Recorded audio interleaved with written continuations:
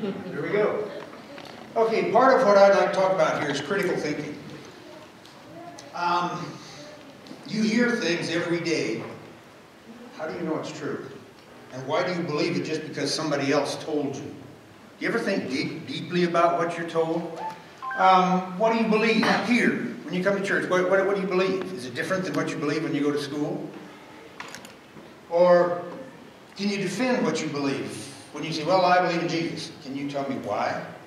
Just say, well, Ed said it's right, and so therefore I'm going to believe it, right? That doesn't work too well, because questions are bigger than that. Or, why do you believe the Bible is true? Why not the Quran? Huh? What is the Quran? The Quran is the Bible of the Muslims, written in 650 AD, 600 years after Christ. And it tells Muslims how to live their life. Government, everything. Okay, can you give me 10 more reasons why the Bible is true? Why do you believe it? How old is it? When was the first book written? Anybody know that? Yes, when? What year? I don't know the year, but I know something that was actually true. They found the Noah's Ark. Not really. We can talk about that if you want to, but at this point they have not found Noah's Ark. Actually, the book of Mark was written 30 years after Christ was crucified and was resurrected. Within 30 years of the time, the reason he didn't write it earlier, because he thought he was coming back. So why write about it? Because he's coming back. Took him 30 years to realize that wasn't what was going to happen.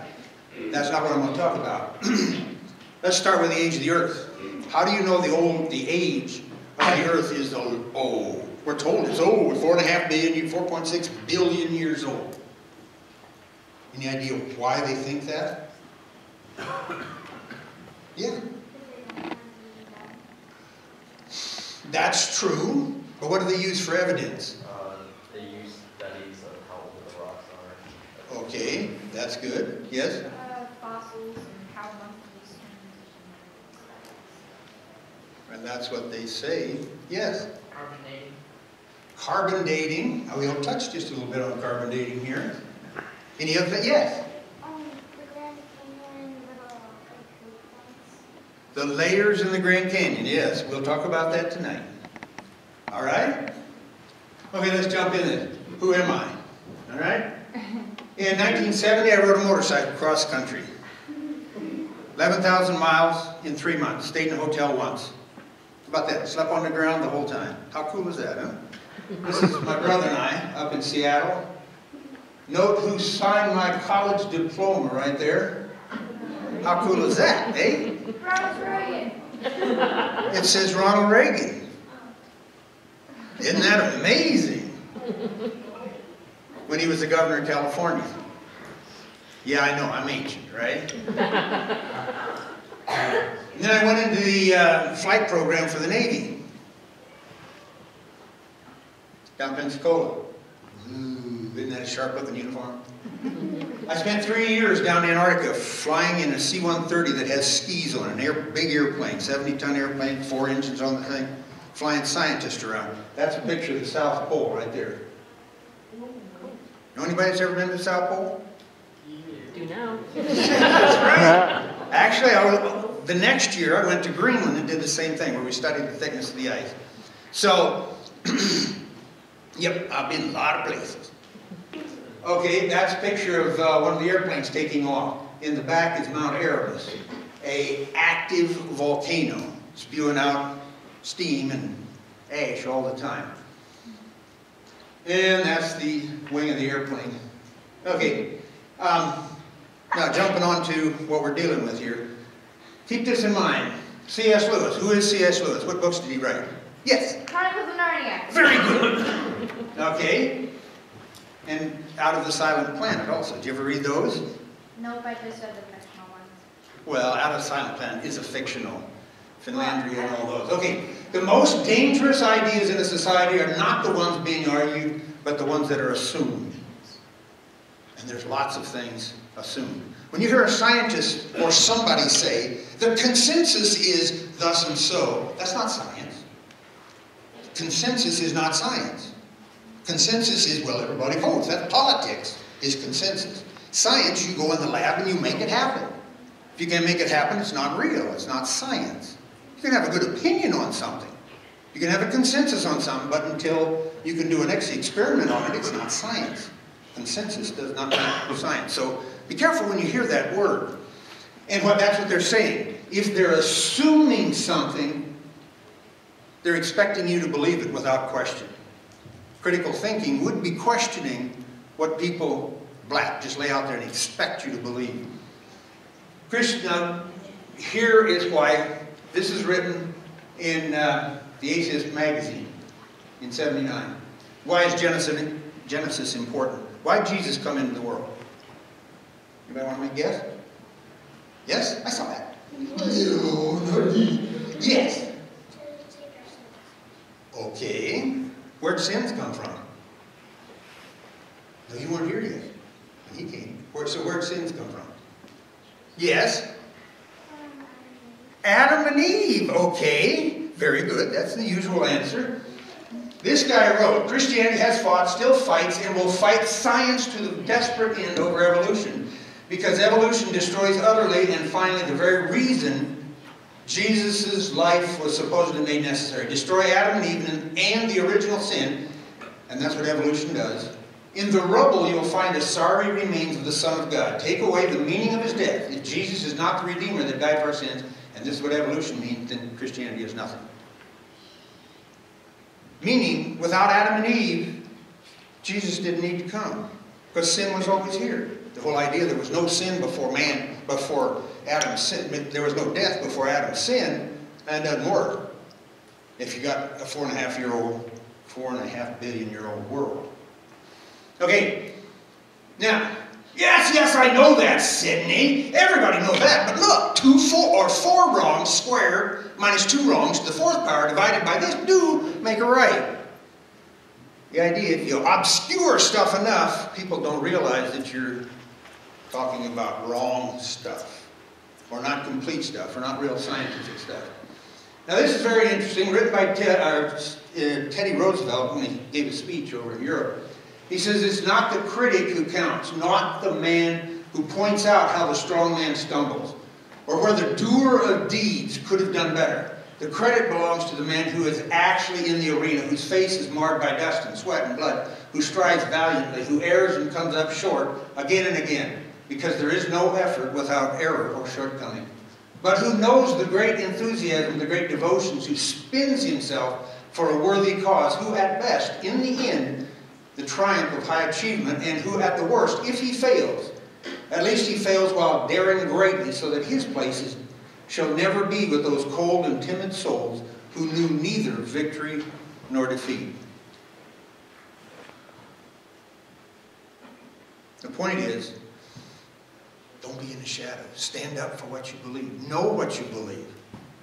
And know what both sides of the argument. Okay, here we go. The Grand Canyon is 277 miles long, 18 miles wide. 2.5 years ago, I floated down the Grand Canyon on a raft. How cool is that? One little point here. See this slope right here? This slope from here to here? Or up here from here to here? It's called karst. That is the stuff, obviously, that broke off from here, up at the top, and as it falls down, it just falls down here. And then the rain causes it to wash down into the bottom. You know something? There's not enough karst there for 4.5 billion years. There's about 4,000 years of karst. I would think that would be a problem. Okay? How many have been to the Grand Canyon? Yeah. Until you see it, it's rather breathtaking. We flew down to the edge of the Grand Canyon, and down here, from the bottom. That's me and my brother and a friend. And look at that white-haired guy right there. We got on a helicopter, and they flew us to the bottom of the Grand Canyon. And we got on rafts. We took a 3-day ride about 3/4 of the way down. Another group had come from the top on a 7-day trip to get to that point, and they were helicoptered out, and we were helicoptered in, took over the raft, and took us down the Grand Canyon. You will get wet. The water's about 50 degrees, and it's very cold. But it's 110 degrees out in the air here, so you're getting a sunburn at the same time you're getting food. How they keep the food cool is it's in a couple of coolers that sit in the water underneath the water line. Okay, now stuff I want to talk about here. The facts, the data, the information is the same. Doesn't matter who's looking at it. Whether you're an evolutionist or a creationist, the data is the same. Not generating new data. When you look at the walls of the Grand Canyon, or a road cut, as your folks are driving down the road, and you see where they've cut through the rock. That's the same information the evolutionists used to say, oh, It's obviously billions of years old. okay? So what they're saying here is that the data is the same. It's the interpretation. What does it mean? Here's a sign that's stuck down there on the side of the Grand Canyon. Yes, the Earth is 4.6 billion years history is displayed on the side of the Grand Canyon. I'll show you how to argue against that very thing here momentarily. Another 2 or 3 million years, sediment-laden the Colorado and its tributaries work to deepen the soil. Got a problem with that too. First off, as you look at it, it's 18 miles wide across the top. That means if it's going to cut down like it did, the river had to be 18 miles wide at one point. Well, it's definitely not 18 miles wide now. So it should be straight from here up, right? If you think about it.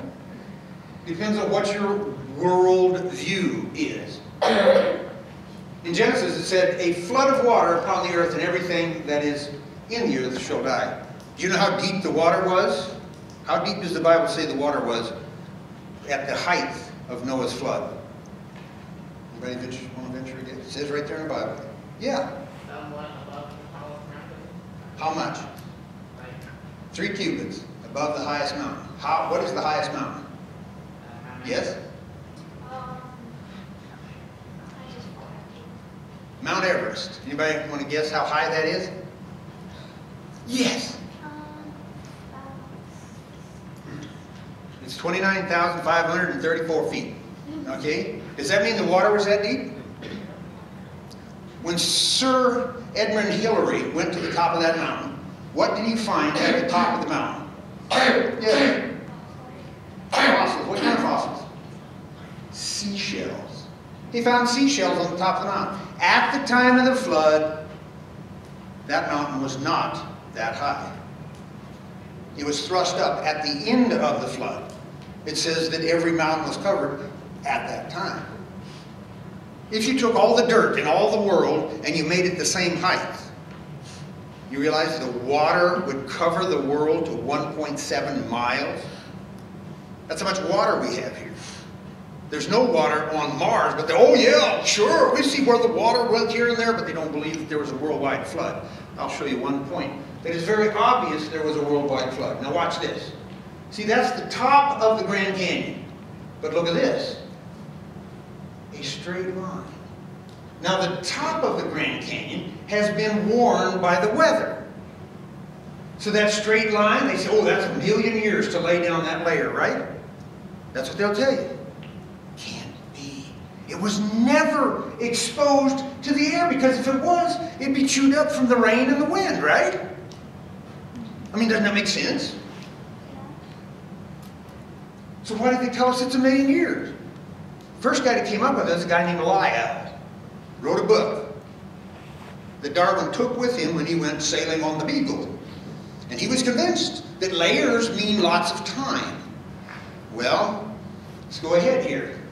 If each layer here took 1 million years to lay down, or 5 million years, how would you get this? Where you get it folded back on itself. This is not cracked. It was folded when it was still mud. All those layers right there were laid down within several hours or maybe a week. In fact, there's dinosaur bone or dinosaur footprints you will see where the mud has squeezed up between the dinosaur toes. Now, if you've ever had the privilege of walking down the side of a muddy river, the mud will scooch up between your toes, right? Ooh, that feels really cool. Ew. But if you come back in a couple of hours, the mud is cracked because you've made it thin now, and it dried out, and it's cracked.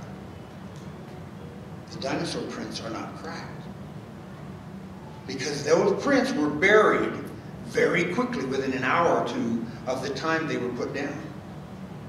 Does that make sense? Not millions of years, can't be exposed to air for millions of years. Each one of those layers happened very, very quickly. Note right there, that is a person. Look at the size of those folds of rock. Huge. So it had to happen very quickly. Here's another one. Look at this. Note that it's going horizontal across the bottom, but it's going vertical. How do you lay down mud vertically while it's still mud? Because it's not cracked now. It was bent in an earthquake during the flood. How long did the flood last? Venture a guess. You might want to guess? Give it a shot. Go. Me? Yeah. 40 days, 40 minutes. That's how long it rained. That's good. How long did the flood last? When did it get off? About a year. You were on that boat for a year. All right? You know, one thing that's irritating to me is when you see pictures about the flood, they show a boat about this big and a giraffe with its head sticking out the top. So when some little kid looks at it, he says, well, obviously these people don't believe it was real, because that boat would never last for a year. You'd never live on something like that. Flip right over. But if they did a real model, it's 300 or 450 feet long, and the giraffe was about this big. Really. If the drawing that you've seen was true to what the Bible says it was. Not this funny little thing. Okay? Now, we'll go on here. There's a person right there.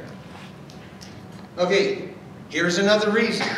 At the bottom of the Grand Canyon, you have Tapete sandstone. It's a layer, so big. No. Tapete sandstone goes into South America, all the way up to the North Pole, east to Europe. If you drill down 5,000 feet, you'll find Tapete sandstone. Now, can you build a story how you could have a local flood that covers the whole United States and up to the North Pole? And it's the same thickness no matter where you go. Couldn't happen. Not with a local flood. It had to be a worldwide flood when the earth was approximately the same elevation all over.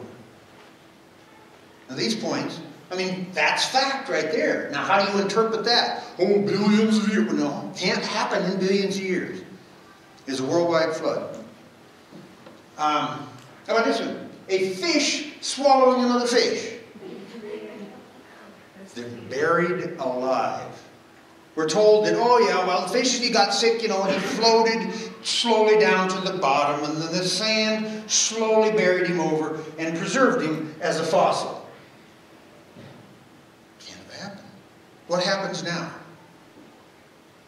When I was a kid, we'd go down to Pismo Beach in California and dig clams. You'd always find shells on the beach from the clams that died, because that muscle in the middle relaxes, that you make clam chowder out of. And then other animals come in and eat the gizzards out of him, and then the shell falls apart. When I was up in Greenland, I walked up the top of this mountain, about 3,000 feet high, and there were shells together. They had been buried alive.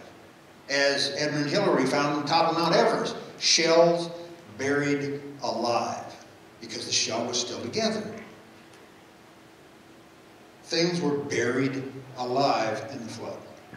Now, you might ask, well, how about the layers? All those layers down there mean things, right? We'll get to that right here. Oh, this here is it's buried in there, and here's another shell over here. And here's a seashell right there. We're told all this time passes, right? Down here, 650 million years ago. Ordovation here at 500 million years ago. And dinosaurs lived right in here in the Jurassic period, right? The problem with that is those, of course, are guesses. That's what they think. That's what they want to have. That gives us lots of time for evolution. Okay, when you go home tonight, dig out a calculator, or you have one on your phone, and figure out how many seconds there are in 4.5 billion years. How many seconds do you think there are in 4.5 billion years? Altogether now, a whole lot. Wrong answer.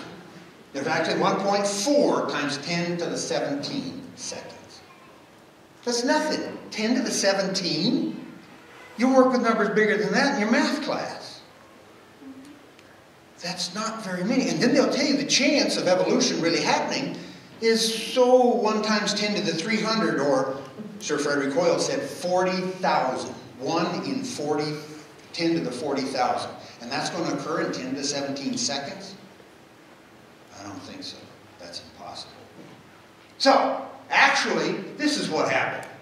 Here's creation down here. Days 1 through 1600. That's creation week. And then the start of the flood here in the Cambrian or Ordovation. All those were laid down during the flood. And you say, well, how can you say that? They do carbon dating of them. Can you tell me the half-life of carbon 14? Anybody wants to venture a guess? Do you know the half-life, Ed? I don't remember. 5,640 years. That's how long it takes for half of your carbon-14 to disappear. All right? And about 7 times that is all that you can measure. Any more than that, you can't measure it anymore. Our equipment isn't good enough. So say 100,000 years. That is the oldest you can measure. Now, of course, traditionally, carbon-14 only works on stuff that was once living. So while you're breathing in carbon-14, goes to every cell in your body. When you stop breathing, you're dead. And the carbon-14 starts breaking down to argon. Bam, right there in your skin. And so you measure the ratio of the carbon-14 that's still in your skin and the air, and you say, oh, well, it takes this many years to get to that. So traditionally, they've never used carbon-14 to date rocks. But several years ago, somebody said, I wonder if there's any carbon-14 in rocks. And they went out there. Carbon-14 is caused by the radiation from the sun and all that stuff. And they found that there was carbon-14 in every layer of the Grand Canyon. The whole Grand Canyon cannot be any older than 70,000 years. Because there's carbon-14 in every layer. It was all laid down at the same time. Now people say, well, potassium-argon, half-life on the potassium, the ratio from potassium-argon, changing argon, is about 4.5 billion years. Ooh, that's very convenient. But they have dated volcanoes. We knew when they went off. 1956 in Hawaii, you go out and you date that rock and it says, oh yeah, well that's 500 million years old. Not a very good method of dating. But they still cling to it because that's what they want. So if somebody tells you, oh yeah, they carbon dated it to billions of years old. No, not more than 70,000 years with carbon dating. And the indication in the Grand Canyon is that it's very young. Happened very quickly. That means not just the Grand Canyon, but all the layers under the U.S. So when you drive down the road and you see these road cuts, when you see the layers, look how straight they are. Look how straight those layers are. Well, obviously, if they've been exposed to the air while they were building up, the rain would have put grooves in them. But they're very, very straight. How can that be? Because they were covered up very quickly, within several hours or a day. We're going to take the younger kids out. They got game time now. Oh, okay. Take a quick pause here as we get his exit. Sorry to interrupt. Oh, no, that's cool. Thanks for coming. Thank you. You're welcome. Ask questions. Bye-bye. All right, continue on. Yeah. You guys can come back up. All right.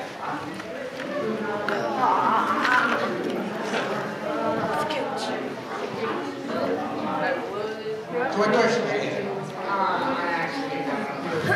Oh, just so shocked with my speaking ability. Oh yeah, that's it, man. Bam, right there. Okay, so the same amount of C14 is in the whole range of all those rocks. They're not old. That's like I said, it's not just the Grand Canyon. Anywhere where there's layers of rocks, they have dug up diamonds, and diamonds have carbon-14 in them. Well, diamonds are supposed to be forever. They're supposed to be billions of years old, made when volcanoes blew up and melted all the carbon. Made diamonds. No, less than 70,000 years old. So by all, and give you a diamond lasts forever. No, less than 70,000 years old. So anyone's belief in the age of the Earth depends on how they believe the strata accumulated. Was it over millions of years, or was it a global flood? And back to that drawing again. The layers indicate activity during the flood. Now the whole world was covered at the end of the flood. And then it was thrust up. What is it in Jonah, where it says that he went down amongst the mountains of the deep, and everybody said, oh yeah, sure, what's that mean? Making fun of the book. But in fact, there are higher mountains in the ocean than there are on land. The Marianas Trench is 6 miles deep, higher than any mountain on land. So, Grand Canyon is a monument to God's recent global flood judgment. You go out to the Grand Tetons, or the Rocky Mountains, or you go up into Canada to Banff National Park, and you say, oh, isn't it beautiful? Didn't God create something beautiful? No, He didn't create that. That was a result of judgment. All that happened during and after the flood. Yes, it's beautiful, but in spite of the judgment, God didn't create it like that. That's not what the original world was, or the perfect world that we will live in afterwards. Okay? Truth is truth even if no one believes it. But a lie is a lie even if everyone believes it. Tell me what truth is. The old saw for the postmodernist is that it may be true for me, it may not be true for you. What's true for you is not true for me. Tell me what truth is. What is truth? How would you define that? Just don't make it too big, but think about it. Honest, that's good. You realize the word integrity is not in the Russian language? Never realized that. There you go. A little bit of tidbit for you to take home. Think about that when you're talking to the Russians the next time. Negotiate with them. Truth, true truth, reflects reality. Not some figment of your imagination. It reflects reality. No, I like vanilla. Well, that's true for me, but maybe you'd like chocolate. Okay, that's fine. That's not the kind of truth we're talking about. That's opinion. But truth reflects reality. What is really real? A lot of people don't believe what's really real anymore. Just because somebody says it's true, just because there's a consensus that something is true, doesn't mean it's true, even if the majority believe it. So when you go off to college and they say, well, you know, the majority believe in evolution. The majority has been wrong before. Science is not a majority thing. Science is what you can actually do in the lab, what you can repeat. The principle in which is quite true in and of itself, and the big lie is always certain force of credibility because the broad masses of the nation are always more easily corrupted in the deeper strata of their... That is from Mein Kampf. Basically, he's saying, that's what Hitler wrote, the bigger the lie, the more likely it is to be believed. So just because somebody says something is really big, like evolution, man, that's big, that doesn't mean it's true. Hitler took advantage of that. He decided the Jews and the Serbs and the Poles and the Russians were all lesser beings. This whole thing of race. What a bogus classification. It's totally stupid. There is no race, there's people. I mean, I'm a pale kind of a guy. I get burned real easy. How bad is that? Last week I was down in Mexico, building 2 houses in 3 days with a bunch of college students. And I get really sunburned easy. That's my problem. But it's just the amount of melanin in your skin. That doesn't define a race. There is no race. Do you realize that llamas and camels can cross? Or that tigers and lions can cross? Ligers. And horses and zebras can cross? Zors. You know how many chromosomes you have? Yes. 46. Right! 23 from each parent. Do you know how much an ape has? 48. No matter what you do in a lab, you can't cross a human and an ape. Different. Race, yes? I have a question. Sure. And it's a logical one too. Okay, so I'm bio right now, and people they're the human. Are they saying that humans come from monkeys? What they will say is not monkeys. They will say a ape-like creature that no longer exists. So they're always guessing. What's that? They call it like a homo or something. Yeah, Homo sapiens. Well, humans are Homo sapiens. That means standing humans. And then you've got the,